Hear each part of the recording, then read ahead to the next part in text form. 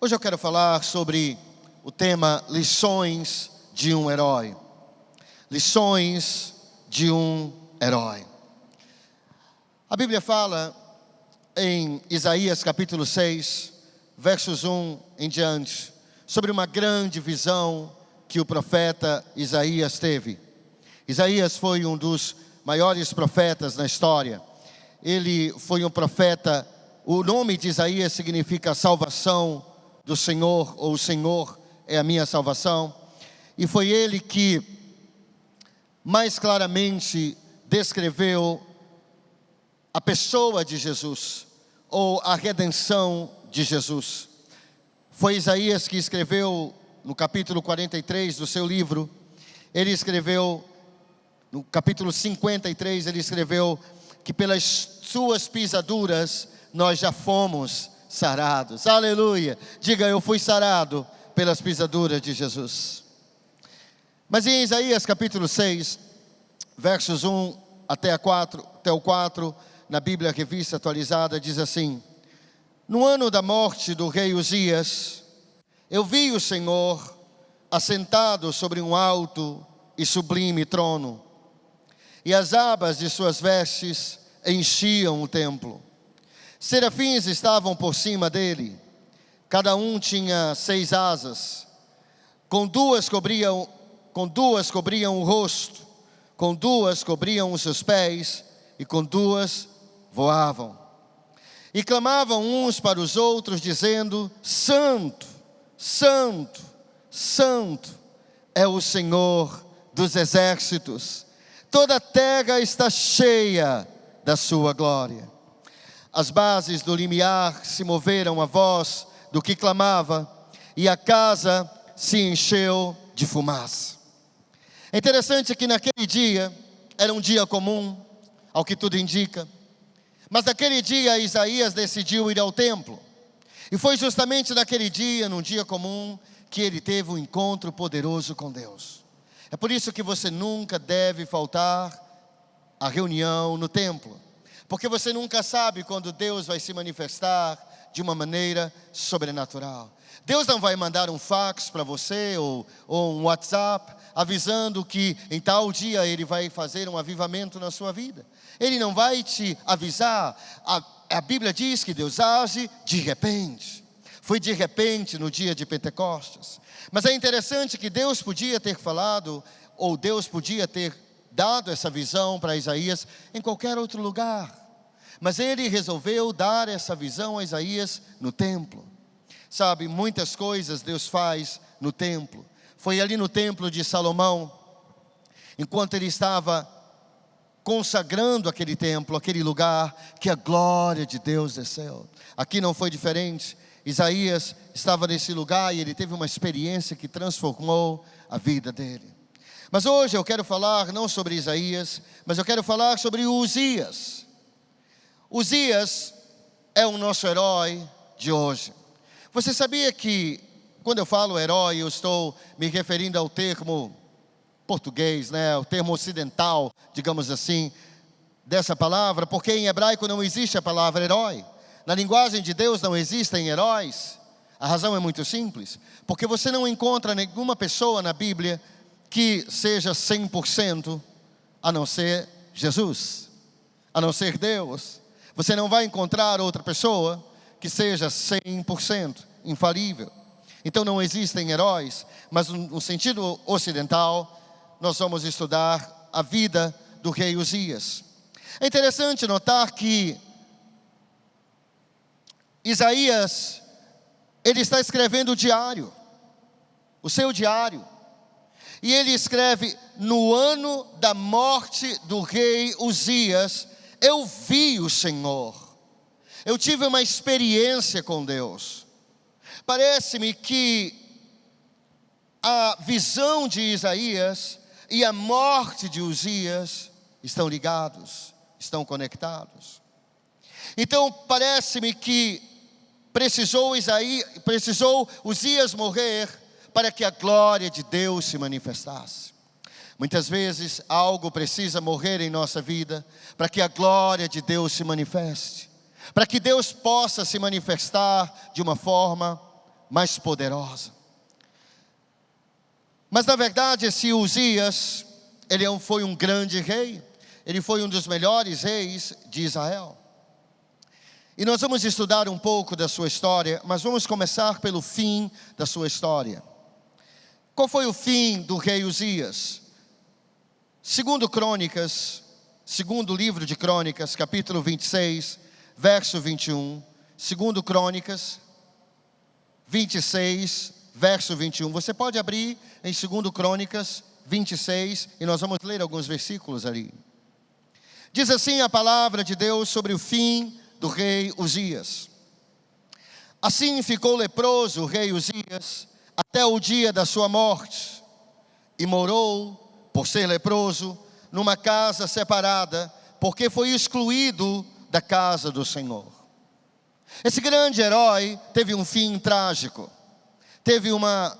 Experimentou um fim, não de um herói, mas de um derrotado. A Bíblia diz que ele morreu leproso, excluído da casa do Senhor. Ele não podia mais ir ao templo. Ele não podia mais nem assumir o trono.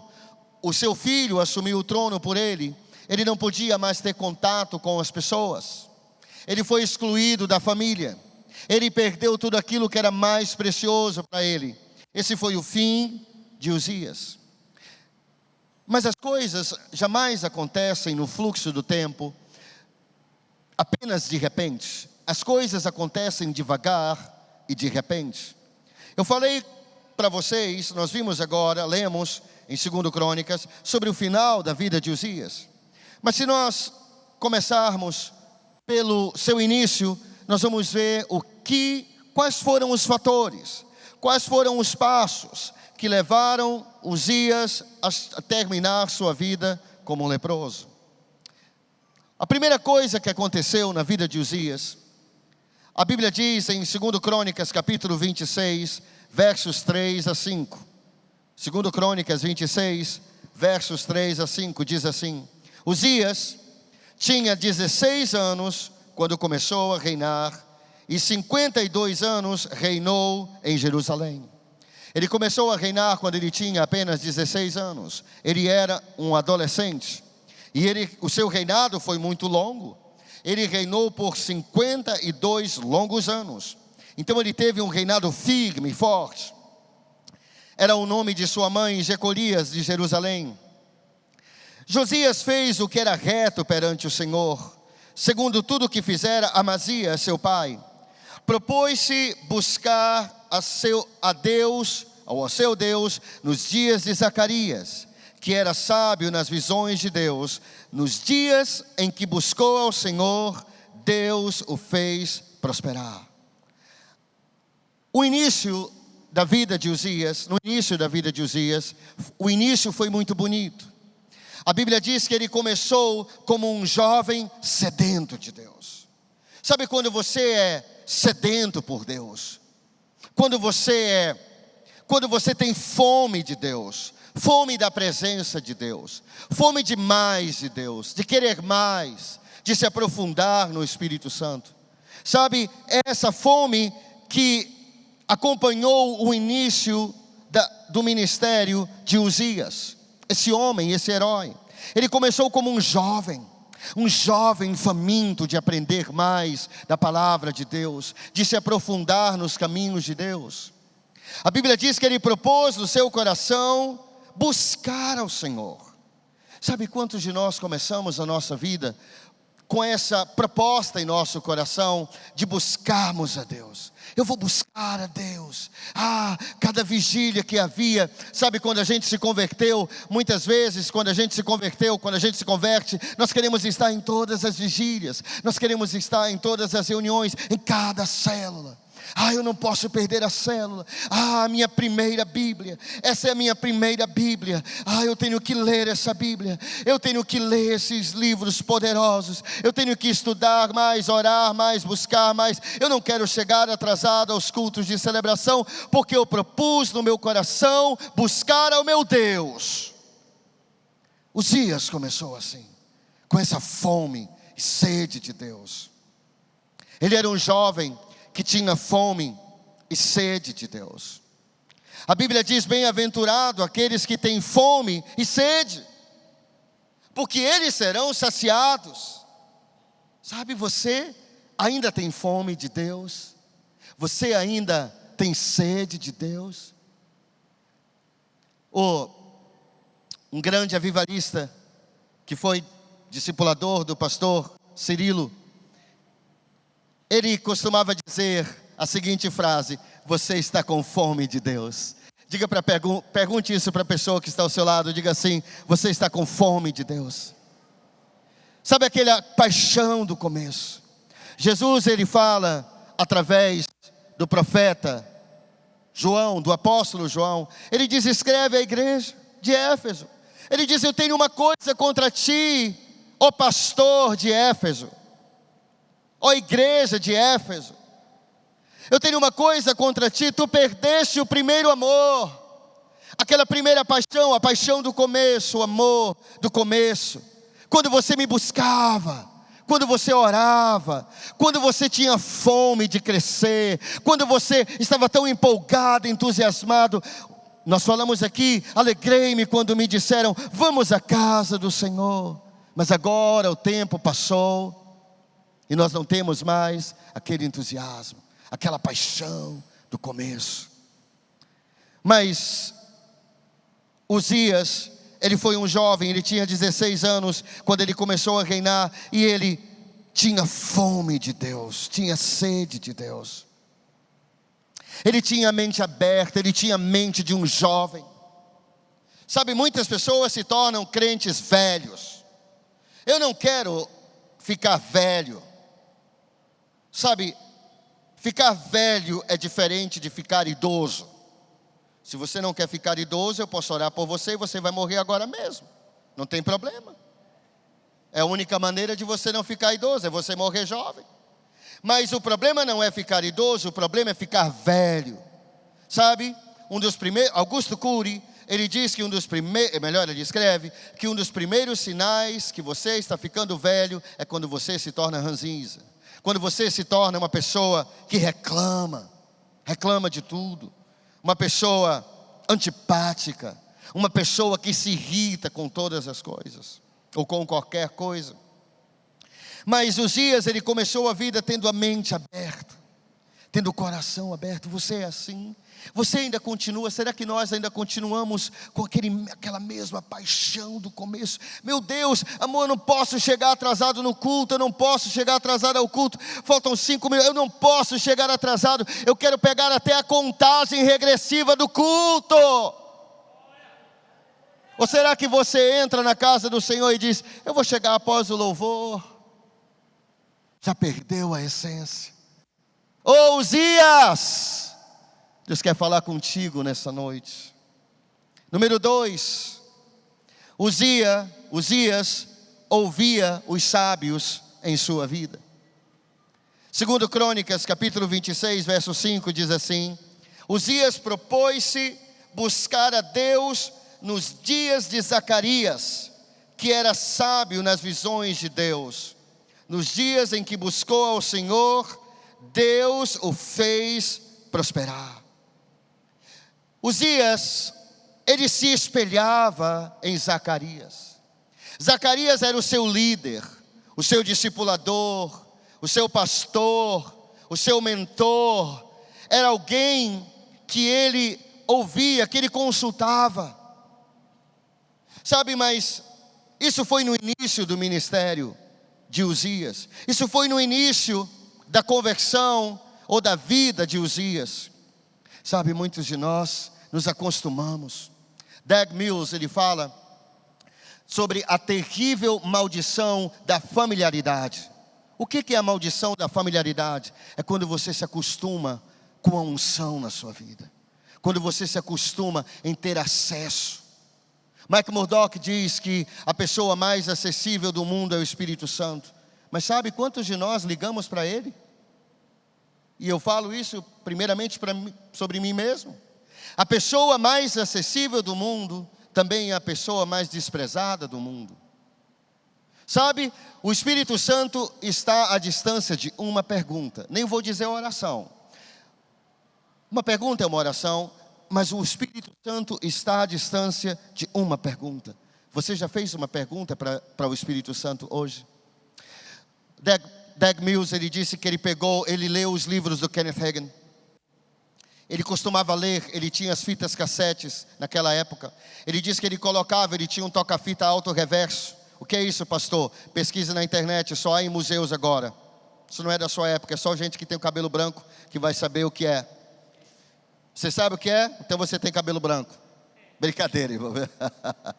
Mas ele colocava a fita do Kenneth Hagin no auto-reverso. E ele dormia e escutava. Tocava a pregação, depois voltava. Tocava outro lado, outra pregação, depois voltava. Ele disse que um dia ele estava escutando o Kenneth Hagin e algo pulou do toca-fita dele para dentro dele. Ele recebeu uma unção. E Deus falou para ele assim: agora você pode ensinar. Ele disse que a vida dele jamais foi a mesma depois daquilo. Então ele era tão fã do Kenneth Hagin que ele poupou dinheiro. Ele morava em Gana, na África. O Kenneth Hagin morava em Oklahoma, nos Estados Unidos, no centro dos Estados Unidos. Estados Unidos é um país bem grande. Do outro lado do oceano, se tivermos como referência a África. Então, Dag Mills, ele comprou a passagem de avião, ele foi até o Kenneth Hagin. Ele disse que ele queria sentar. Então, quando ele chegou naquela conferência, naquele dia, naquele culto que o Kenneth Hagin ia pregar, ele chegou, ele entrou, e a pessoa na atmosfera, lá na época, não chamava atmosfera, obviamente, disse para ele assim: você tem que sentar aqui atrás. Ele disse: não, eu não posso sentar atrás. Você não entende? Eu preciso estar perto do Kenneth Hagin. Eu preciso estar perto desse grande homem de Deus. Aquela pessoa disse: mas você não pode. Ele disse: deixe-me lhe explicar algo. Eu sou um pastor, um médico, um pastor em Gana, na África. Você sabe onde fica? Ela disse sim. Eu atravessei o oceano para vir ver o meu grande herói, Kenneth Hagin. E você vai me colocar lá atrás? Eu quero estar na cadeira da frente. Por que as cadeiras da frente estão vazias? Mas isso é outra história. Sabe? Então ele ficou na cadeira da frente. E o Kenneth Hagin desceu, porque ele descia e ele começou a ministrar. Ele disse que ele ficou tão empolgado. A pessoa que ele ouvia através de fitas cassetes, via através de vídeos, agora ele podia ver ao vivo. Então no final do culto, ele conversando com aquela pessoa, ele disse assim: puxa, deve ser um privilégio para vocês aqui terem Kenneth Hagin como pastor. Sabe o que a pessoa disse? Ela disse: é muito triste o que eu vou lhe dizer, mas muitos alunos que moram aqui nem atravessam a rua para ouvir o Kenneth Hagin. Você atravessou um oceano para ouvir um homem de Deus. É assim que nós sabemos quando alguém tem sede e fome de Deus. Sabe, você pode se acostumar com os sábios na sua vida. O acesso pode produzir na sua vida familiaridade. Pode produzir na minha vida familiaridade. Quando você se torna tão familiar que você pensa que você pode desrespeitar. Aconteceu isso com Uzias. Enquanto ele propôs a buscar a Deus nos dias de Zacarias, o seu mentor, o seu pastor, o seu discipulador, o sábio que o aconselhava, ele ouvia Zacarias. Ele se aconselhava com Zacarias. Ele sentava-se aos pés de Zacarias. Ele bebia da fonte de Zacarias. Ele fazia perguntas para Zacarias. Ele dizia talvez: Zacarias, me fale sobre o seu relacionamento com Deus. Como você ora, Zacarias? Zacarias, como é que você chegou a ser um profeta? E a Bíblia diz que enquanto ele fez isso, Deus o fez prosperar. Número 3. Por causa disso, a Bíblia diz que ele se tornou poderoso. Sabe, quando você tem fome de Deus, quando você honra Deus, e quando você honra a sabedoria de Deus, Deus vai te tornar uma pessoa poderosa. A Bíblia diz em 2 Crônicas, capítulo 26, verso 8. Segundo Crônicas 26, verso 8. Os amonitas deram presentes a Uzias, cujo renome se espalhara até a entrada do Egito, porque se tinha tornado em extremo forte. Ele se tornou forte, poderoso, riquíssimo. Por quê? Porque ele propôs em seu coração buscar ao seu Deus. Porque ele tinha fome, porque ele tinha sede. Jesus, ele gritou no dia da grande festa, ele disse: aquele que tem sede, venha a mim e beba. Aquele que crê em mim, do seu interior fluirão rios de água viva. Ele disse para aquela mulher: mulher, se tu soubesses, se você soubesse quem é que fala contigo, você pediria para ele a água viva e ele daria água viva para você. E a mulher disse: me dê essa água para que eu nunca mais sinta sede. Aquela mulher tinha fome de Deus. Nós temos fome de Deus? Nós temos sede de Deus. Ele se tornou poderoso. Ele pensava que ele tinha chegado no topo. Sabe, um grande sábio disse assim: o que é topo para uns é assoalho para outros. O que é topo para um é assoalho para outros. Você pensa que você já chegou no topo da sua carreira, no topo do seu conhecimento? E se eu lhe disser que talvez para Deus isso seja apenas o assoalho? Você pensa que você já chegou no topo, financeiramente falando? E se isso for apenas um assoalho? Se isso for apenas um trampolim? Sabe, Uzias se tornou poderoso. E aí veio o princípio do fim na vida de Uzias. Segundo Crônicas 26, verso 15, diz assim: fabricou em Jerusalém máquinas de invenção de homens peritos, destinadas para as torres e cantos das muralhas, para atingirem flechas e grandes pedras. Divulgou-se a sua fama até muito longe, porque foi maravilhosamente ajudado, até que se tornou forte. Até que a pessoa buscava a Deus, até que arrumou o emprego. A pessoa buscava a Deus até que montou a empresa. A pessoa buscava a Deus até que passou no concurso. A pessoa buscava a Deus até que se tornou milionária. Foi o princípio do fim na vida de Uzias. O que é teto para uns é assoalho para outros. Sabe, Uzias, esse aqui foi o princípio do fim. Ele deixou a fama, ele deixou as glórias do passado sufocarem o futuro de Deus para ele. A Bíblia diz em 1 Coríntios: nem olhos viram, nem ouvidos jamais ouviram, nem jamais penetrou em coração humano aquilo que Deus preparou para aqueles que o amam. A quinta coisa que aconteceu com Uzias é que o orgulho precedeu a sua queda. A Bíblia diz: o orgulho precede a queda. Sabe, quando eu ouvi o técnico da Espanha, da seleção da Espanha, dizer que a Espanha era a melhor seleção, ele era o melhor técnico, Deus falou para mim: eles vão perder esse jogo para o Marrocos. Eu disse: mas como? Eles são os melhores? Deus falou: eles vão perder. Assista. E realmente eles perderam, porque a arrogância precede, o orgulho precede a queda. Você sabe o que o Mbappé da França disse sobre os sul-americanos? Ele falou que o futebol dos europeus era mais desenvolvido do que os sul-americanos, pois eles perderam para um sul-americano. O orgulho sempre precede a queda. A Bíblia diz em 2 Crônicas, capítulo 26, verso 16: mas havendo-se já fortificado, exaltou-se o seu coração para a sua própria ruína, e cometeu transgressões contra o Senhor seu Deus, porque entrou no templo do Senhor para queimar incenso no altar do incenso. Ele deixou a soberba subir para a cabeça. Ele disse: eu já me tornei grande, eu posso fazer o que eu quiser. Sabe, há pessoas que quando entraram na igreja, ou quando entram numa igreja, não estou te dizendo aqui, quando entram na igreja, eles entram tão quebrantadas. Oh, pastor, me ajude. Oh, pastor, eu preciso de uma cesta. Oh, meu irmão, ore por mim. Mas depois elas se tornam arrogantes. Ah, eu não gosto da pregação desse pastor. Ah, aquela célula é muito chata. Oh, Uzias, não deixe a arrogância te derrubar, Uzias.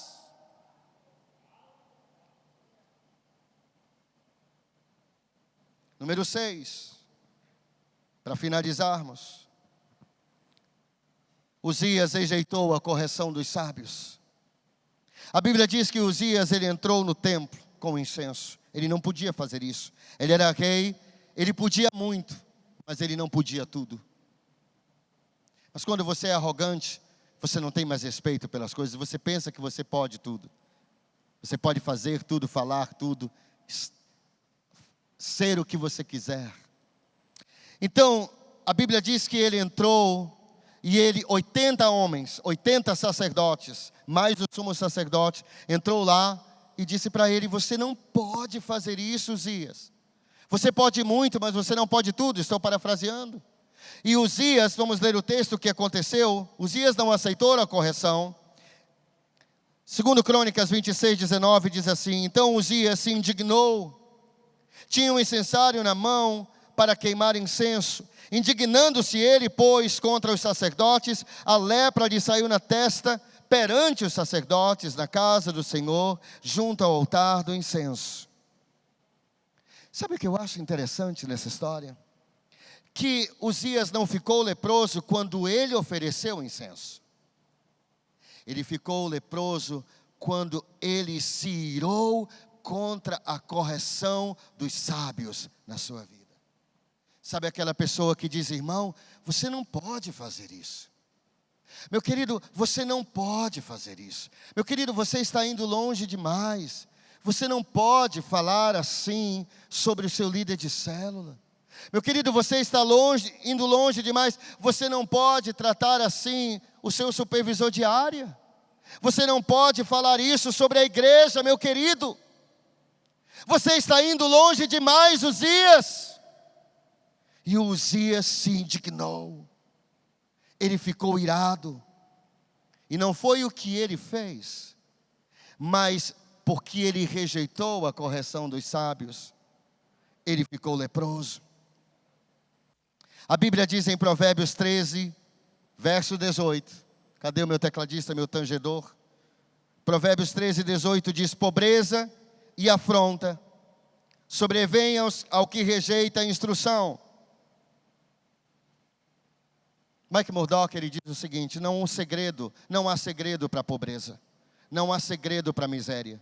Ele diz: se você anda em uma vida miserável, pode ser miséria emocional, miséria espiritual ou miséria financeira. Ele diz: em algum momento da sua vida, você rejeitou a instrução dos sábios. Não há segredo para a miséria. A Bíblia diz: o homem mais sábio do mundo disse: pobreza e afronta ou vergonha sobrevém ao que rejeita a instrução. Uzias, ele disse: não, eu posso fazer qualquer coisa. Eu posso falar assim da minha igreja. Eu posso entrar na igreja e fazer o que eu quiser. Eu posso oferecer incenso. Quem são vocês para me impedir? Aquele homem que era quebrantado, aquele homem que buscava a Deus, que propôs no seu coração buscar a Deus, aquele homem que se sentava aos pés dos sábios. Quem são os sábios na sua vida? Quem são os sábios na minha vida? Quem são as pessoas, quem são os Zacarias na sua vida e na minha vida, que vão abrir as portas do sucesso, da prosperidade para nós? Esse homem começou tão bem. Ele era um jovem. Ele era tão quebrantado, ele era tão aberto, cabeça aberta, mente aberta, coração aberto. Ele tinha fome e sede de Deus. Ele ouvia os sábios. Quando o pastor começava a pregar, ele ficava na beirada da cadeira. Ele queria ouvir. Meu Deus, cadê meu caderno para eu anotar? Olha, o pregador, o meu pastor Zacarias, disse aquela frase. Eu preciso anotar essa frase no meu diário. Mas agora, enquanto Zacarias estava pregando, ele